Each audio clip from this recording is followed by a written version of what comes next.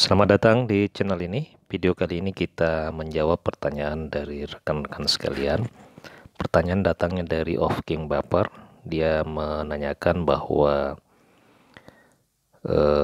ingin tahu lebih jelas secara rinci tentang mekanisme serta kebijakan Menpan RB untuk para tenaga honorer yang sudah terdata di database BKN tiba-tiba saja dinonaktifkan atau di kick out dari BKD oleh masing-masing instansi daerah karena polemik politik beda pilihan pada pemilihan bupati tahun ini. Bagaimanakah nasibnya nanti jika ada tenaga honorer yang di PHK karena beda pilihan? Dan ini sangat penting kami pertanyakan kepada Pak Menteri untuk segera disampaikan lewat media tentang kebijakan dan mekanismenya. Kasihanlah tenaga honorer yang sudah terdata di database BKN tiba-tiba di PHK karena beda pilihan. Sekali lagi ini sangat penting agar setiap kepala daerah tidak memanfaatkan situasi politiknya kepada seluruh tenaga honorer. Demikian. Jadi rekan-rekan, mungkin hal ini hampir terjadi di seluruh instansi yang beda pilihan langsung diberhentikan. Jadi memang untuk tenaga honorer salah satu kelemahannya adalah tidak adanya kepastian hukum terkait dengan statusnya. Jadi like and dislike masih berlaku dalam hal ini, termasuk juga tenaga honorer meskipun telah terdata dalam database BKN. Lalu bagaimana sebenarnya kebijakan Menpan bagi rekan-rekan honorer yang sudah diberhentikan? Apakah masih bisa diangkat P3K ataukah seperti apa? Saya mencoba menjawab rekan Of King Baper.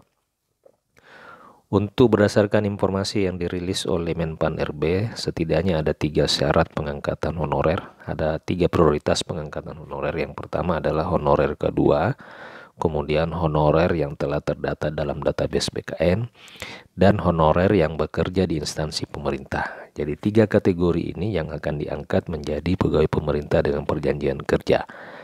Untuk honorer yang honorer K2 terdata dalam database BKN serta honorer yang aktif bekerja di instansi pemerintah, terdapat syarat minimal masa kerja yakni 3 tahun berturut-turut.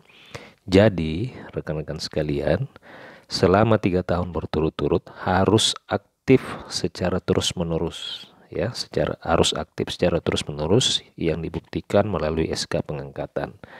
Jadi untuk rekan-rekan yang dalam 3 tahun ini tidak memiliki SK atau ada terputus, maka kemungkinan besar tidak akan bisa mendaftar sebagai pegawai pemerintah dengan perjanjian kerja, dan nantinya mungkin akan jatuh pada seleksi administrasi. Untuk itu solusinya saya menyarankan kepada rekan-rekan sekalian bisa menghubungi pihak-pihak tertentu. Dalam hal ini mungkin ada instansi yang bisa membuatkan SK, ya, membuatkan SK ataukah mungkin ada jalan lain sehingga rekan-rekan bisa mendapatkan SK pengangkatan. Nah, ini mungkin bisa digunakan untuk melakukan pendaftaran sebagai P3K.